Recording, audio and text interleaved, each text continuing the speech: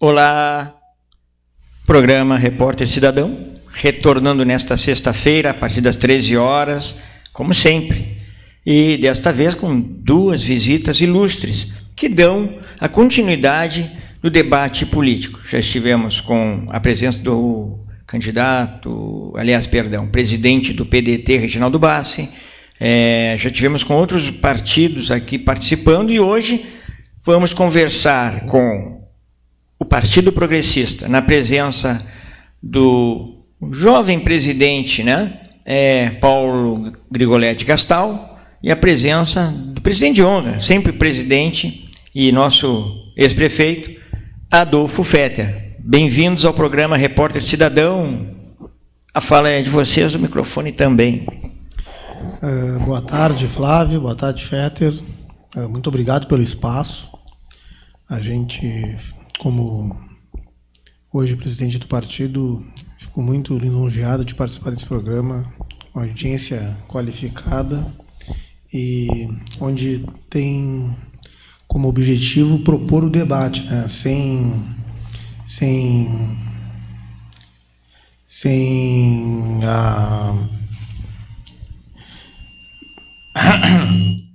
Está nervoso, é o primeiro programa.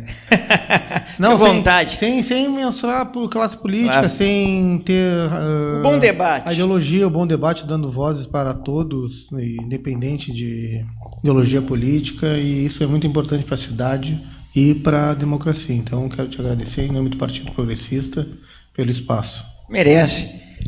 Adolfo Fetter Júnior. Obrigado pelo retorno ao programa. O programa tem uma meta de estabelecermos uns debates aí com mesa para 4, 5, 6 pessoas, e ambos estão já convidados para esse outro modelo que a gente vai dar sequência. Bem-vindo. Obrigado, Flávio. Uma alegria estar aqui. Um abraço a quem nos assiste, quem nos ouve. Um abraço ao nosso presidente, jovem presidente, Paulo Grigoletti Gastal. Nós estamos vivendo um momento interessante. Tivemos a convenção nacional do partido, onde foi reeleito o senador Ciro Nogueira por mais um mandato. Teremos agora, no próximo domingo, dia 21, a convenção municipal aqui em Pelotas, que vai ser no prédio onde era a antiga CIMA, em frente ao IFSU, antiga Escola Técnica, na Praça 20 de Setembro.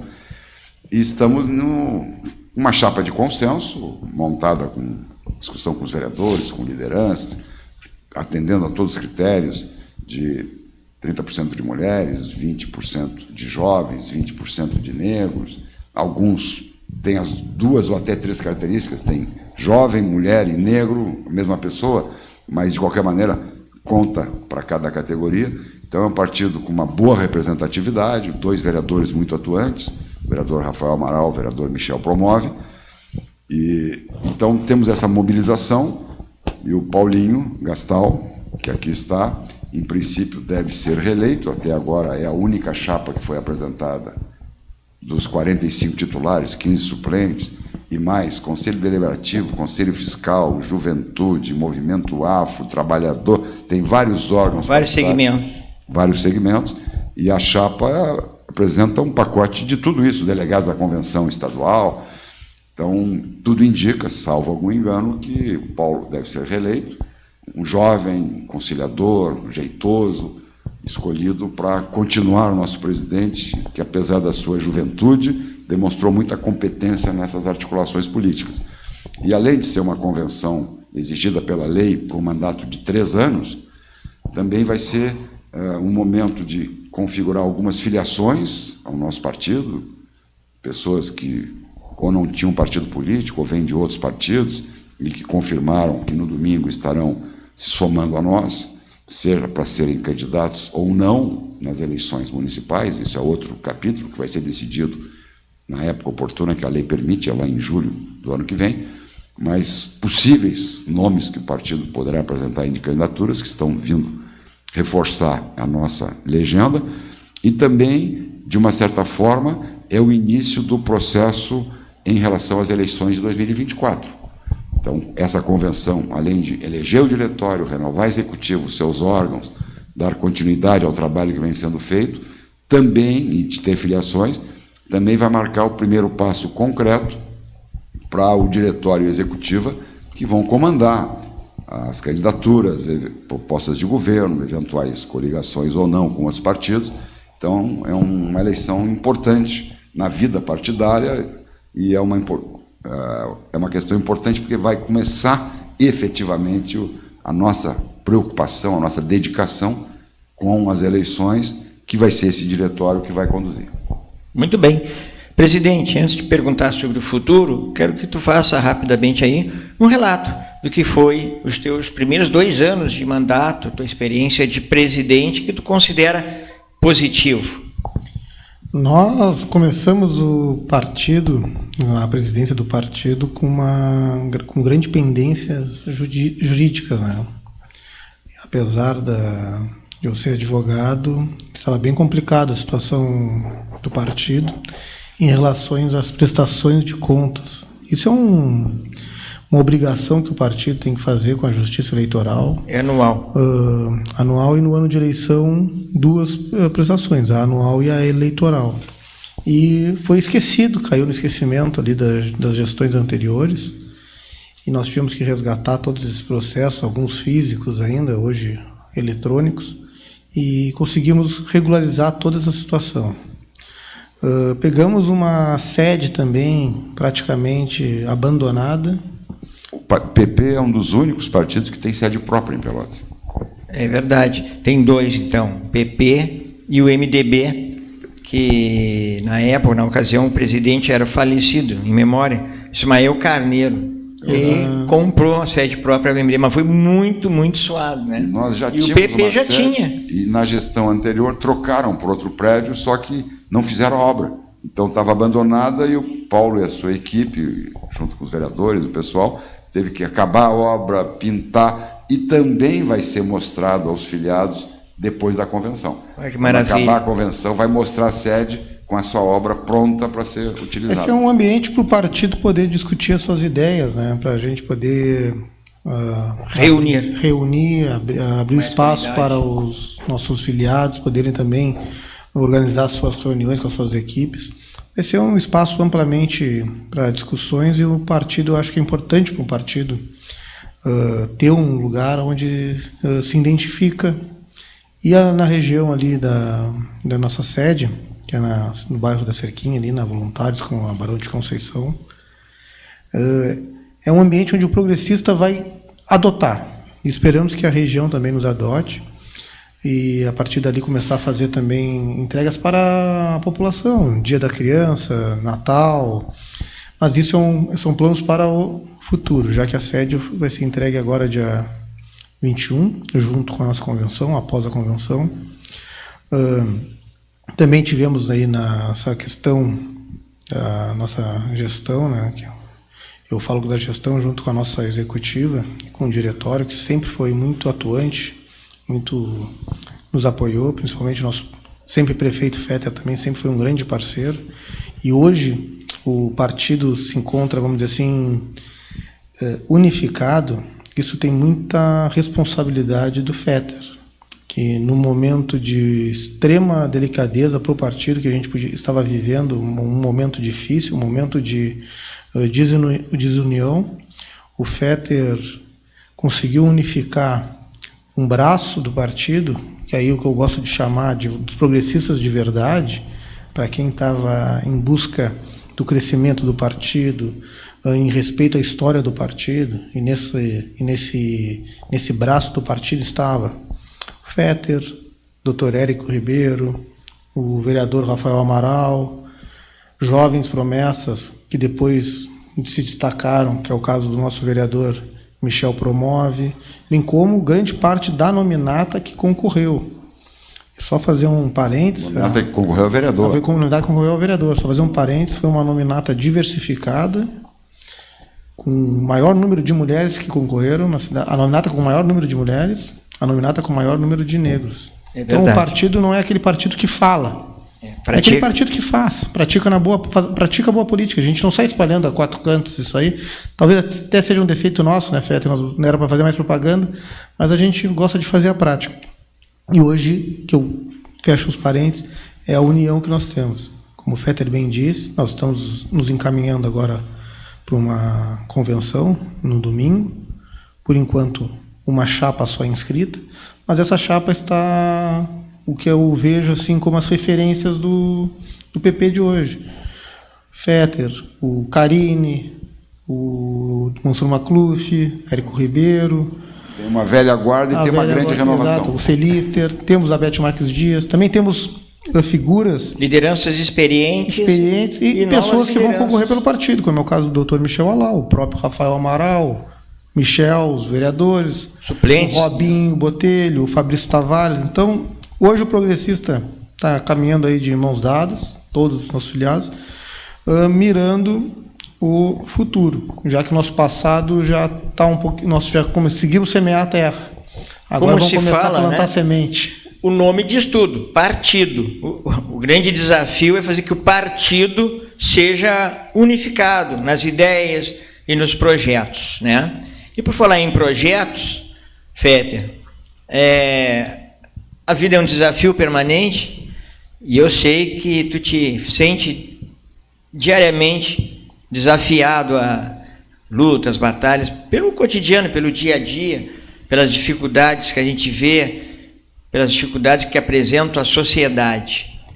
E as perspectivas que tu vê para esse país, para esse estado e para esse município. Depois eu volto aqui para as perguntas do mandato próximo agora, Gastal. Bem, acho que nós estamos vivendo uma época muito tumultuada e turbulenta, né? O governo federal que iniciou faz 5 meses, cada dia é uma notícia mais complicada. Prometeram mundos e fundos, picanha, cerveja, salário mínimo não sei das quantas, e aumentar a faixa de isenção do imposto de renda, para dar exemplo, e ficou tudo na conversa. No Congresso Nacional até agora, o governo não propôs quase nada. O grande propósito do governo foi uma lei de censurar a liberdade de expressão, que não era deles, mas adotaram, perderam. Agora está lá o arcabouço fiscal que não consegue se entender, nem o próprio PT está de acordo com aquilo que o governo está propondo. Então é um governo que fala muito, promete muito e está entregando até agora muito pouco. A gente torce que seja um bom governo. Nós queremos que o Brasil dê certo, ninguém torce contra o país. Mas até agora é um governo muito desnorteado, com um discurso vingativo. Não vejo um discurso que o presidente Lula faça que não cite Bolsonaro. Parece que ele continua no palanque eleitoral disputando o voto com o ex-presidente. Eu acho que está vingativo, está raivoso, está sem rumo. Eu vejo com muita preocupação esse início do governo. Espero que melhore esse governo para o bem de todos nós, mas estou bem cético em relação a ser um bom governo. Acho que é um governo muito complicado. Muito bem. Birinha, está atento aí? Ok. Nós vamos aí ter a participação do presidente da República. É um momento light, um pouquinho de comédia, mas para você, telespectador, ficar aí acompanhando, também cabe um pouquinho de brincadeira no programa, para não ficar tão sério. E a participação do Lula aí no programa, Birinha, faz favor. Todos os presidentes juntos nunca gastaram o que ele gastou. Ô, Barbudinho! Mostra em que você gastou 2 milhões de reais do seu cartão corporativo, que hoje é secreto. É secreto, ninguém pode ver.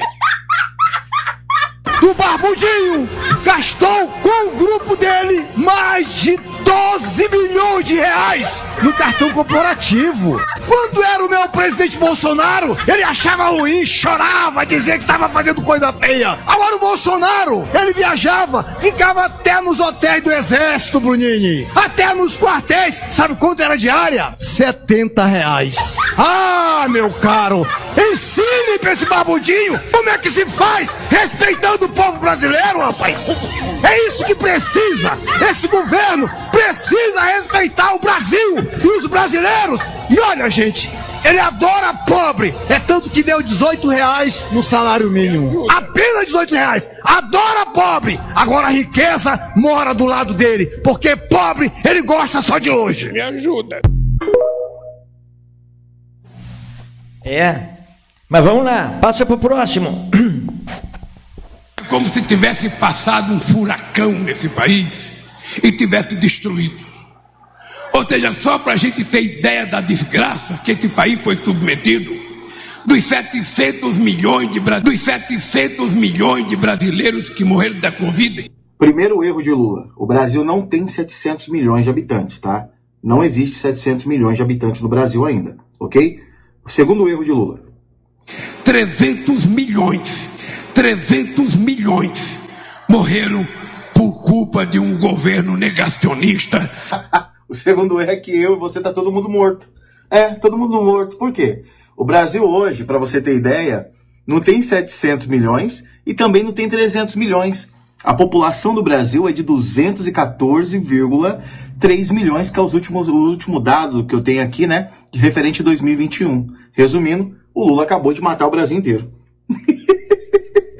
Que não tem a menor sensibilidade de respeitar a ciência. O mal do mentiroso é que quando ele se empolga, ele nem sabe o que tá falando mais, né? É como se tivesse passado um furacão nesse país. É isso, né? Nós nem estaríamos aqui. E, aliás, a pergunta que fica, né? Se morreu tanta gente, quem votou no presidente Lula?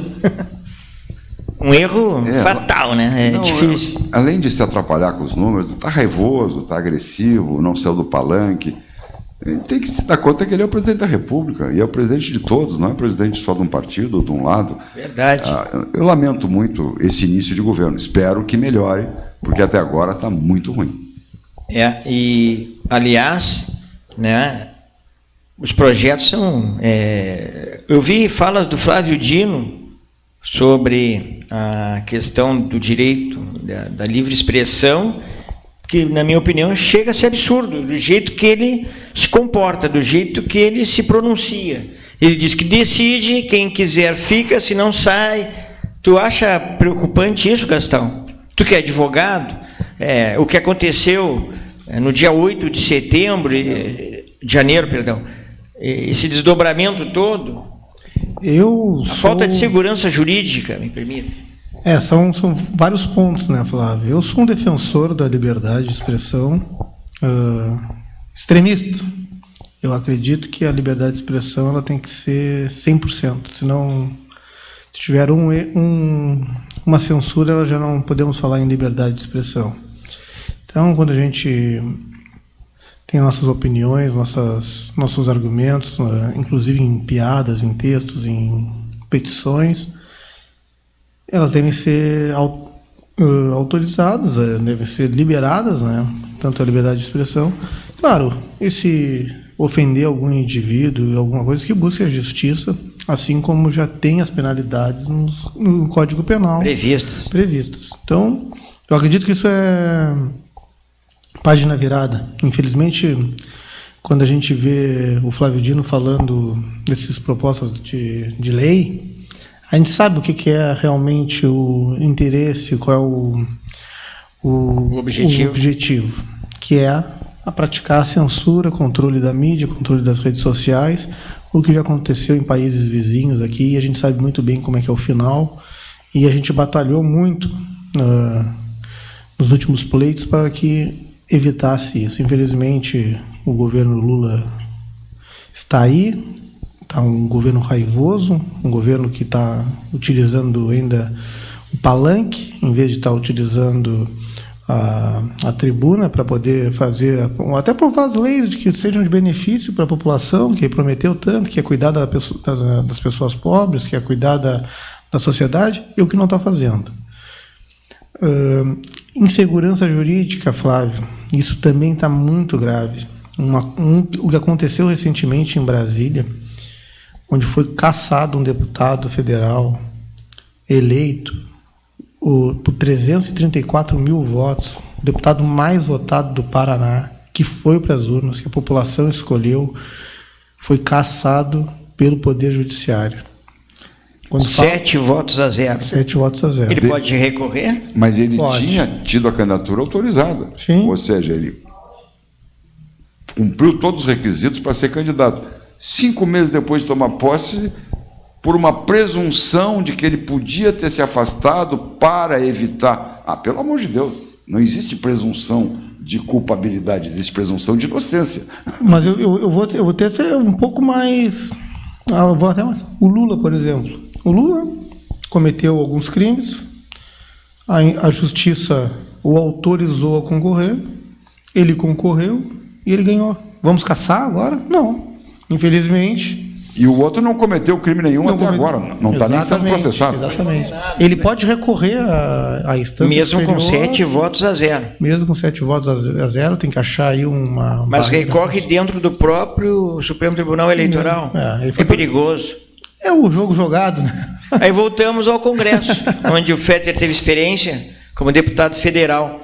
O Congresso vai permitir, na tua opinião, que novamente o judiciário interceda e anule os votos de quem tem voto? Eu espero que não. O Congresso teve uma renovação de mais de 40%.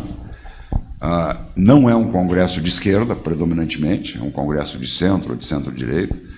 E eu espero que os nossos deputados, os nossos senadores, eles recuperem as prerrogativas do Legislativo. Quem tem que fazer lei e quem pode autorizar um processo contra um deputado que tem direito à imunidade... Que já está eleito e empossado. Eleito e empossado e tem imunidade parlamentar, só o Congresso pode autorizar ele ser processado. Isso está na Constituição brasileira. Não fui eu que inventei, não sou eu que gosto ou que não gosto, é a lei. É a lei, está na Constituinte. Então, eu espero que o presidente da Câmara, foi instado agora, e o presidente do Senado também, que o Congresso recupere as suas prerrogativas, mostre ao Judiciário que a função do Judiciário é aplicar a lei e não fazer a lei, ou reinterpretar a lei. Fiscalizar. Senão não pode. Se o Legislativo não tiver o poder de fazer as leis, quem passar a fazer as leis é o Judiciário, e o Executivo ficar tolhido pelo Judiciário, está desequilibrado os poderes.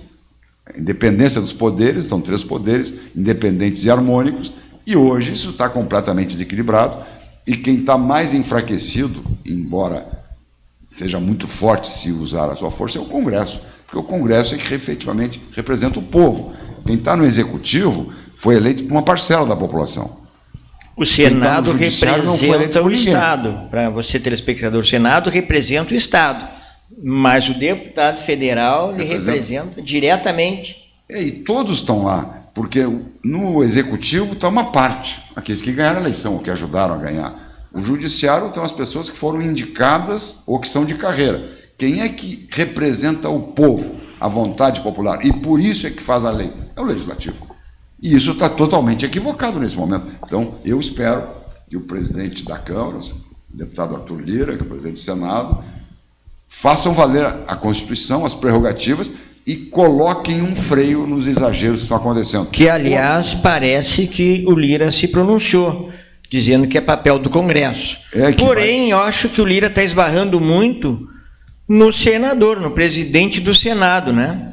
Que tem sido uma decepção aí. Todos os segmentos estão falando, que é o Pacheco, que tem alta ligação com alguns ministros do Supremo Tribunal. Mas hoje o STF está legislando através de súmulas vinculantes. Quando eu entrei na faculdade, tinha em torno de 11 a 12 súmulas vinculantes.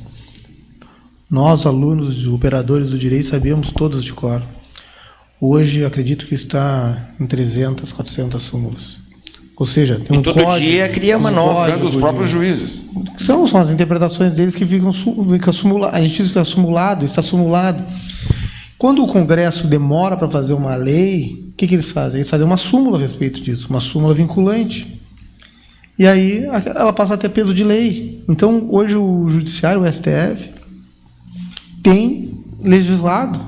Mais do que os 513 deputados. E cada vez mais se intrometendo no Congresso Nacional, que é o caso ali quando foi preso Daniel Silveira, agora a cassação do deputado do Deltan Dallagnol.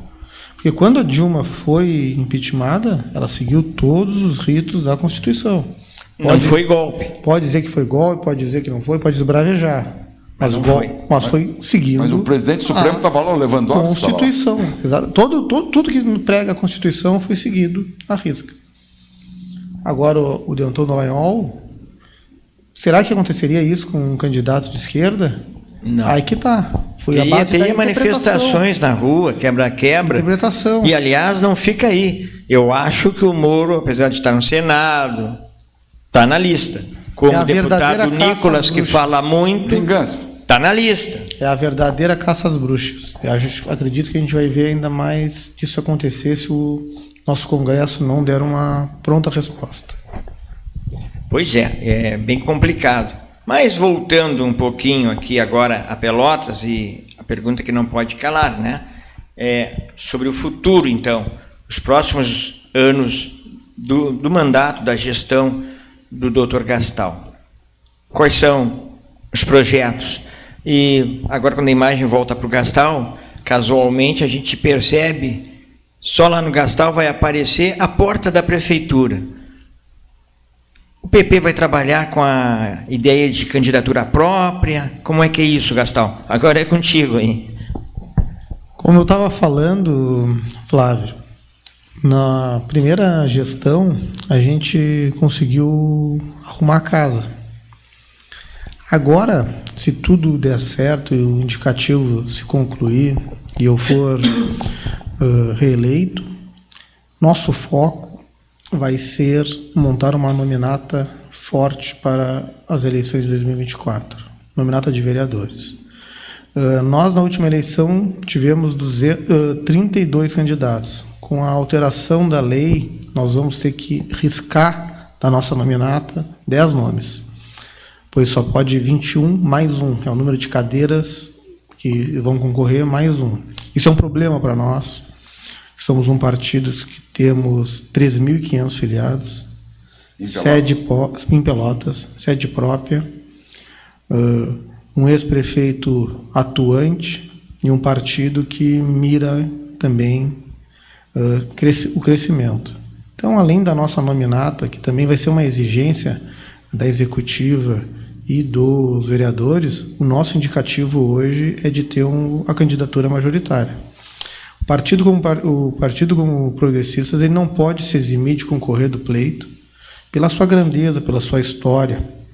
Claro que tudo isso é uma construção. Essa construção começa desde já, mas hoje o indicativo seria esse: o fortalecimento e o crescimento do número de vereadores do Progressista na Câmara de Pelotas e voltar à prefeitura. Alguns números aí mostram que nós teremos, em média, a diminuição de candidaturas, que pode chegar a 41% de candidatos a menos. Pelotas normalmente tem em torno de 500 a 600 candidatos a vereadores. Deve diminuir aí dentro desse prognóstico aí a 300 candidatos, 150 candidatos. De uma certa forma, Fetter, tu já foi vereador, participou da Câmara de Vereadores, tu acha que diminuir o número pode qualificar mais o debate político, em especial em direção à Câmara de Vereadores, e a própria relação depois, o Executivo com vereadores, apesar de pular aqui, nós estamos no processo eleitoral, que vai ter 300 ou 500 candidatos, mas depois vem o resultado, os candidatos eleitos. Será que isso ajuda a qualificar? É uma pergunta difícil de responder, porque tu teres a oportunidade de apresentar mais candidaturas, tu democratiza a oportunidade das pessoas serem candidatos. Então, quando se podia ter 2 vezes o número de cadeiras, e se fizesse aliança até 3 vezes no passado, oportunizava que muitas pessoas pudessem se candidatar.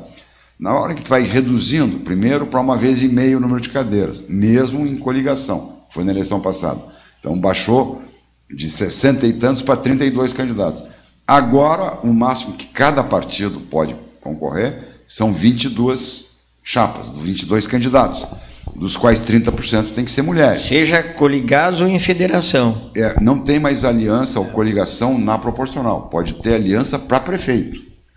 Mas para vereador, cada partido tem que ser a sua nominata e o máximo que cada partido pode apresentar é 22 candidatos, desde que 30% ou 7% sejam mulheres e 15% sejam homens. Então, isso restringe um pouco a oportunidade de pessoas poderem colocar o seu nome, diminui o leque, mas, ao mesmo tempo, exige uma maior qualificação dos candidatos, uma maior liderança, maior inserção social, participação em entidades. Então, é uma faca de dois gumes, como se diz, né? Talvez até a vontade verdadeira de ser candidato, não é, Gastão? E essa dor de cabeça cai no teu colo, né? Tá preparado? É aquela dor de cabeça boa, né? O ruim é quando a gente não tem candidatos. Agora, quando a gente tem demais, é bom. Tem que aí a partido gente que não consegue. tem. Tem partido com muita dificuldade de fechar a legenda. Mas só complementando a resposta do Fetter, eu vejo também com bons olhos essa redução do número de vereadores pela qualificação. Porque os partidos vão ser obrigados a focar também na pré-convenção dos vereadores. Aí o vereador vai ter que mostrar capacidade, ter uma equipe de trabalho, ter um objetivo para ser traçado. Acredito que isso aí possa fortalecer ainda mais os partidos. Uma outra coisa também que tem uma grande mudança que eu vejo isso aí, porque na última eleição foram 444 candidatos a vereadores. Quantos? 444. 444. O número de partidos que participou do pleito, não vou me atrever a dizer, mas acredito que foi em 20 aqui em Pelotas, em torno de 20. Partidos que tiveram 1, 2, 3 candidatos, como é o caso do Partido Comunista, e partidos que tiveram um grande número de candidatos que não conseguiram ter votos. Mas eu vejo nessa próxima eleição que o número de partidos também vai diminuir, Flávio. Até por causa das federações, dessas uniões que estão acontecendo em Brasília e que os partidos da cidade vão ter que adotar, querendo ou não. Isso vai diminuir o número de partidos. Então vamos pegar o exemplo do PTB, que concorreu e fez 3 cadeiras na última eleição. Hoje ele está alinhado com o Patriotas a nível federal, correto? Fizeram fusão, não é nem federação, ele passa a chamar Partido da Renovação Democrática. Então foram 2 partidos que concorreram no pleito, com uma grande número de vereadores, os 2, e que agora não vai repetir. Não consegue repetir. Democratas e PSL também concorreram na última eleição, PSL com um pouco menos de vereadores, mas o Democratas conseguiu uma cadeira com o Cizenando. Hoje, União Brasil, que tem 4 cadeiras na Câmara. Mas, como é que eles vão fazer agora para concorrer? 22 cadeiras. 22 cadeiras. Se 4 já tem garantido que são vereadores. No campo da esquerda, por exemplo, tem o PSOL e tem a Rede. Né? Tem o PT e tem o PCdoB. Eu já sei que a estratégia do PCdoB vai repetir os anos 90, quando elegia um candidato sempre encostado na maioria. O PCdoB vai lançar um candidato, vai disputar com a nominata do PT, nessa coligação aí, que eu acho que é confederação, mas só pode lançar 22. Eu não me lembro onde é que está o Partido Verde. Me parece que o Partido Verde está nessa confederação. Imagina, o PV vai lançar 1, talvez 2, 3, a Rede vai lançar 1, 2, talvez 1, e os partidos que estão um pouquinho maior organizados ficam com a maioria da nominata. O Partido Verde teve uma nominata forte. Infelizmente, o presidente Matheus Duarte, que é um grande parceiro, não conseguiu o objetivo que era eleger um vereador, mas eles proporam uma nominata, eu não me lembro o número de vereadores, mas era em torno de 10, 15, e onde é que vão esses 15 candidatos? Vai acabar fortalecendo os partidos que têm mais musculatura, que têm mais estrutura, têm mais história. No caso, o PSOL e o Partido dos Trabalhadores, que não estão na mesma federação, né? O PSOL tem 2, 3 partidos, o PT também, mas eles vão diminuir de tamanho à esquerda. Vão diminuir. Nós estamos preocupados com o nosso partido. É verdade. Os outros que se cuidem. Mas como vocês são cientistas políticos, a gente leva para a comunidade essa ideia. Mas já que estamos falando no Partido Progressista, a perspectiva de candidatura própria, presidente? Como eu tinha mencionado, o Partido Progressista, pela sua grandeza, a gente hoje batalha por isso. Hoje, então, um indicativo para o nosso partido é ter uma candidatura própria à Prefeitura de Pelotas. Temos ainda um tempo pela frente aí para debater qual vai ser este nome, quem vai ser o nosso representante ou a nossa representante. Então, hoje, o que eu posso dizer é que o objetivo do partido é ter a candidatura própria.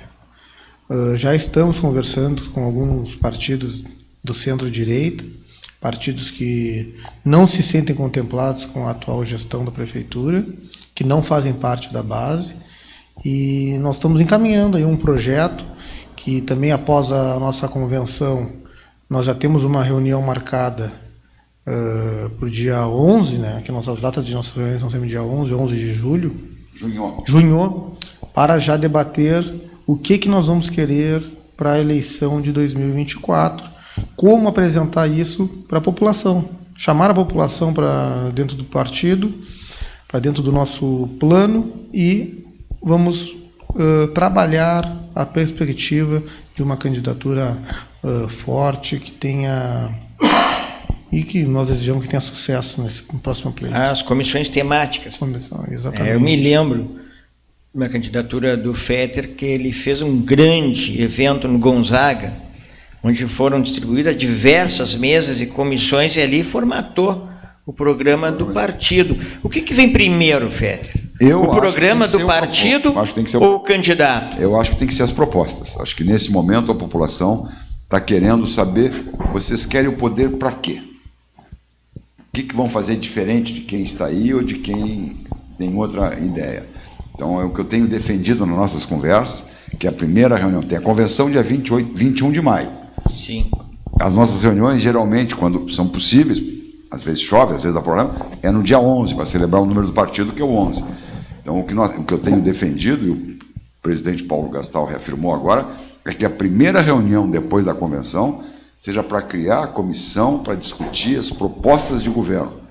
E aí vai criar subcomissões para ver a área social, para ver a educação, saúde, para ver segurança, para ver obras viárias, para ver abastecimento, ou seja, comissões e grupos que vão começar agora, com muita antecedência, a discutir o que nós queremos propor para a cidade, e também, se a gente vier a conversar com outros partidos para formar uma aliança, uma coligação na majoritária, que é só o que pode, para a prefeitura, a gente ter em cima da mesa qual é a nossa ideia de um futuro governo.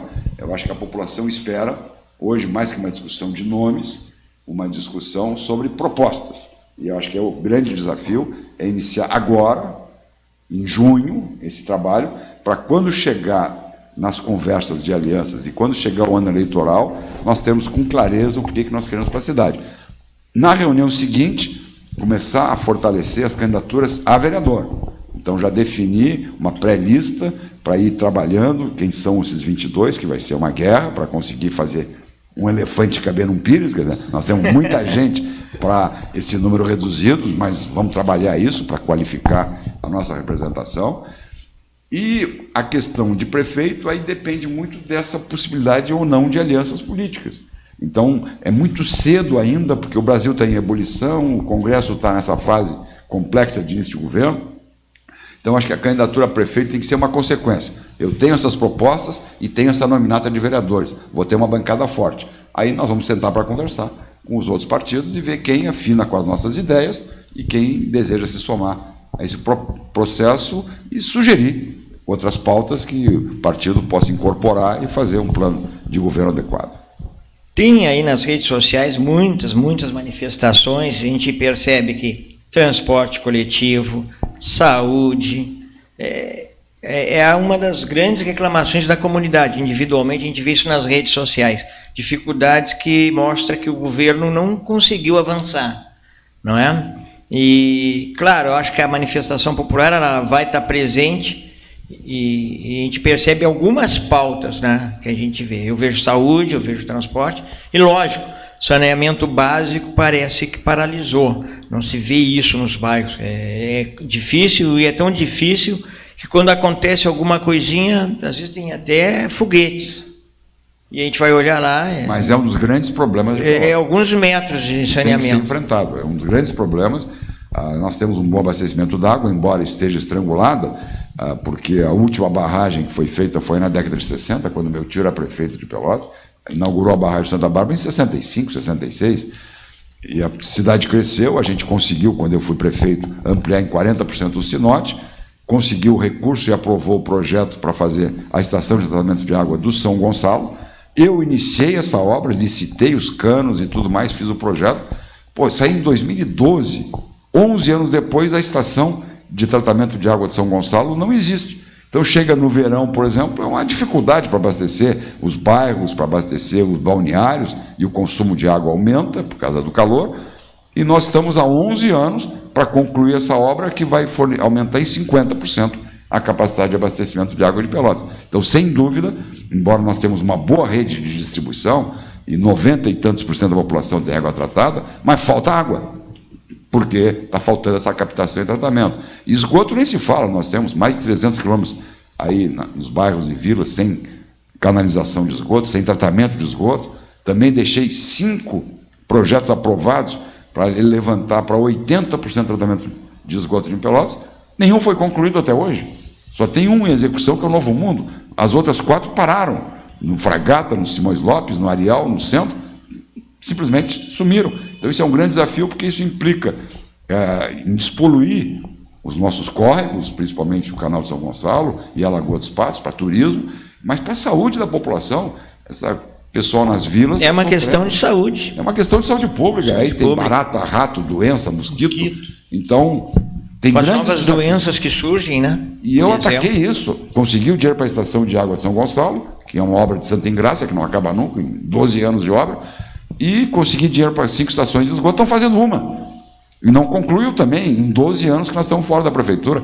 Então, aí estão grandes desafios que Pelotas tem que enfrentar para poder melhorar a qualidade de vida da sua população, em especial os mais pobres, que vivem na vila, onde a água chega com pouca pressão e onde a valeta está aberta, e o esgoto está a céu aberto. E as crianças têm problema de saúde, e até as pessoas, para trabalhar, têm que sair com um sapato na mão, porque inunda, porque não tem escoamento. Então, nós temos grandes desafios em Pelotas, que a gente já tentou encaminhar a solução, fez o projeto, conseguiu aprovar os projetos. Deixou a porta aberta. Conseguiu o dinheiro com o governo federal. Que é o mais difícil. E as obras não aconteceram, lamentavelmente. E isso a população vai certamente apontar. Agora, para trazer grandes empresas, a minha pergunta, a nossa capacidade de energia elétrica, ela está preparada para receber empresas de grande porte? Nós temos capacidade para oferecer? Hoje, a Zona Sul é uma grande geradora de energia.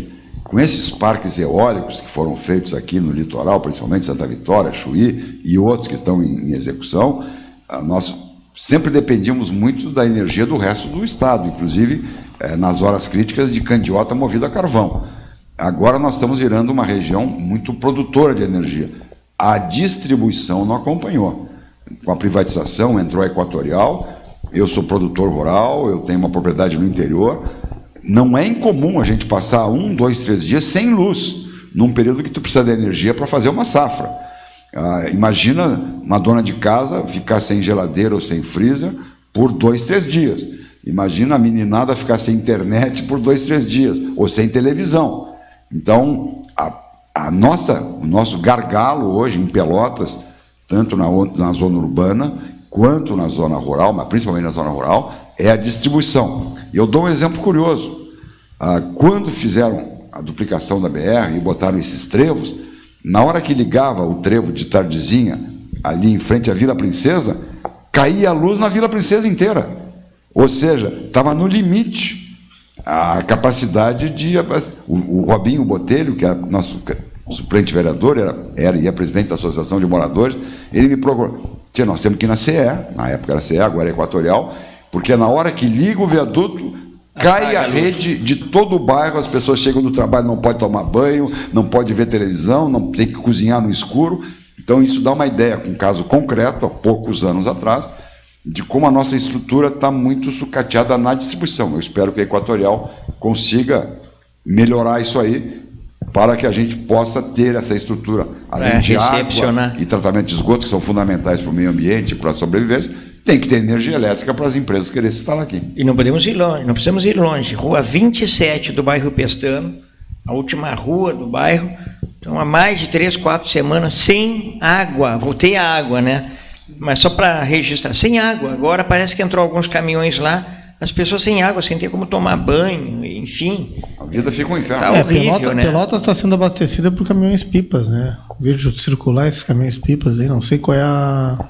Não cheguei a ver qual é os contratos de licitações. Vou avisar os vizinhos, porque deveria passar lá na rua 27, lá. Vou avisar essas famílias. Juntou aí uma capacidade de produção que não aumenta há muito tempo. A última ampliação que eu saiba foi a que eu fiz no Sinote, que aumentou em 40% do Sinote, ali no Retiro, a capta água do Arroio Retiro, na expectativa de que ficasse pronta a estação do São Gonçalo, que vai aumentar em 50%, aí não vamos ter problema de água. Aí o que acontece? Pega um ano seco, o reservatório diminui, a produção caso diminui. Desse início de ano. Desse início de ano, foi um ano danado, ainda está mais de 2 metros abaixo do nível o Santa Bárbara. E não conseguiram concluir o São Gonçalo, chega no verão, Deus nos acuda. E agora que nós não estamos no verão, ainda assim tu está dando um exemplo, lá no Dunas, da Rua 27, no fim do bairro, Getúlio, que a água não chega, que a água não chega, né? É uma questão de própria da distribuição, né? Porque a água dá para armazenar. É diferente da energia que a gente consegue botar na transmissão, mas não consegue manter muito tempo ali para... Ou usa ou não usa. E a comunidade? Só a Dilma que consegue estocar. E a comunidade, vou botar outra sessão de comédia aí, vou falar na Dilma, vou botar os vídeos dela. E a comunidade judicializa? Ela, na tua opinião, ela vai à luta, não atende, ela vai à justiça? O caos que causa para a prefeitura e para o procurador municipal, né? O que aconteceu foi uma coisa muito antiética. Foi o que a Equatorial começou a vasculhar as dívidas de energia das residências, das UCs, das unidades de consumidoras. E tinha muita dívida que ficou para trás, ou de falecido, ou de antigos moradores. Só que a prestação de serviço, a dívida por serviço, ela tem uma prescrição de 5 anos. E ela acompanha o titular, O que a Equatorial estava fazendo? Ela chegava nas comunidades, enchava um bloco lá para fazer acordos. Vamos ligar a luz hoje, mas tem que fazer esse acordo. No momento que tu faz o acordo, tu faz uma inovação da dívida, a dívida volta a existir e o prazo começa a contar de novo. E aí, no outro mês, eles entravam com um corte, porque tu não cumpriu com o pagamento da dívida. E aí o corte é quase 24, 48 horas. Isso foi um problema lá, a comunidade de Tupestã sofreu muito nisso aí, e eu não sei como é que ficou esse final aí, mas estava até o Palhaço Poeirinha, que é do nosso partido, vai estar dia 21 na convenção, que estava liderando esse bloco aí. E não sei como é que foi esse final. Mas isso é uma coisa que pode prejudicar muito a comunidade, né? Eu vou passar para as considerações finais do nosso ex e sempre prefeito Fetter, né, que está contribuindo com os impostos ali pelo estacionamento do carro, ajudando a cidade a crescer. Meu tempo está se esgotando, acabou atrasando um pouquinho, mas quero deixar um abraço a todos, quero agradecer mais uma vez, Flávio, a oportunidade de estar aqui, reforçando aí a presença do nosso presidente atual, e se Deus quiser e tudo der certo, eleito novamente com um novo mandato, jovem presidente, com uma executiva bem representativa, bem diversificada, atuante, participativa. Então, nós estamos renovando o partido, abrindo espaço para novas lideranças, recebendo filiações nessa convenção que são expressivas, de gente que ou não fez política antes, ou estava em outros partidos, ficou desgostoso. Agora, essa regra eleitoral agora também vai reduzir a chance de partidos menores de conseguir fazer nominata. Então, eu acho que é um momento importante para o PP continuar se fortalecendo, estar unido e ser uma alternativa com propostas objetivas, com bons nomes, principalmente para a Câmara de Vereadores, para qualificar a política pelotense, e eu espero que dê tudo certo e que a gente, a seguir, já comece a trabalhar em propostas de governo, em consolidar pré-candidaturas, enfim, de contribuir para um bom debate político, mostrando que nós estamos vivos, atuantes e participantes do processo. Muito obrigado, então, pela participação. A gente segue aqui com o nosso presidente, né? E eu acho que é isso, né? A convenção partidária é um renascimento, é muita energia para frente. Gastal está com a palavra. Agradecer o espaço, Flávio, muito obrigado aí sempre pela parceria. Não, tu ainda tem 5 minutos, não precisa te despedir ainda. Eu já estava nas considerações finais. A convenção vai ser um espaço que a gente não via no partido há um tempo atrás, né? O Fetter agora não se despede aqui da gente, mas ele viveu também momentos muito conturbados no partido, aonde a convenção era sinônimo de briga. Tu te considera um pacificador?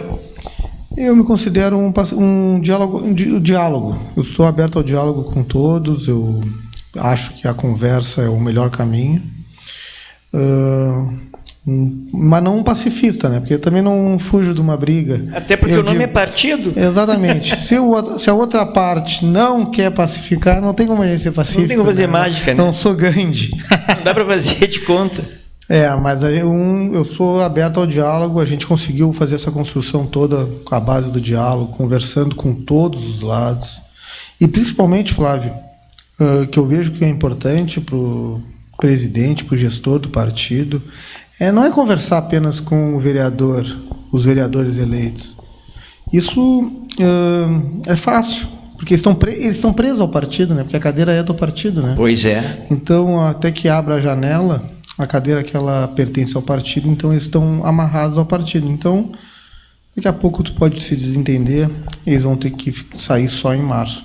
Mas abrir o diálogo também com aqueles que colocaram a cara pelo partido, que são às vezes esquecidos, que são os suplentes, que são as peças, para mim, mais importantes do partido. E o partido trabalha essa rotatividade? Olha, nós temos o slogan do progressista, que é oportunidade para todos. Hoje o Partido Progressista de Pelotas foi o que mais teve rotação de vereadores na Câmara. Nós estamos chegando, infelizmente perdemos uma cadeira por a força da vida, né? Mas o Jair Boroff representava muito bem a colônia e é um amigo que deixa muita saudade. Então, sempre quando eu posso falar dele, eu falo ele como um grande amigo. Fica à vontade. Depois tivemos participando ainda ativamente o vereador Michel, o vereador Rafael Amaral, o doutor Michel Alau, que também teve a sua participação na Câmara, e o vereador Robinho Botelho. Então nós chegamos até o 6º suplente. Que é coisa rara, hein? Que é coisa rara, dando oportunidade. Então eu digo assim, Flávio, muito obrigado aqui sempre pelo espaço, sempre que eu puder participar, eu vou vir, porque eu me sinto muito bem aqui. Obrigado, nós vamos manter um debate e nos próximos debates vamos cruzar um partido com outro aqui para bater papo, para debater. Pré-debates. Pré-debates, com uma mesa, não sei se redonda, né? Eu quero te agradecer, Gastal, pela tua presença no nosso programa, te dar parabéns pela qualidade que tu está trabalhando o Partido Progressista. O Partido Progressista, então, passa a ser também uma opção para muitas pessoas que querem começar a fazer política. Às vezes a gente não começa fazendo política já candidato, mas a gente começa uma história dentro de um partido que dá voz e dá vez. Então, parabéns ao Partido Progressista, parabéns a você que vai provavelmente ser o presidente reeleito no próximo domingo. E o programa Repórter Cidadão cumpre essa etapa da história, do seu papel, de trazermos para essas imagens da TVC, do Canal 14 e da NET, os anseios da comunidade, mas também o debate político. Muito obrigado. Volte sempre. Muito obrigado pela oportunidade. Até sexta-feira que vem.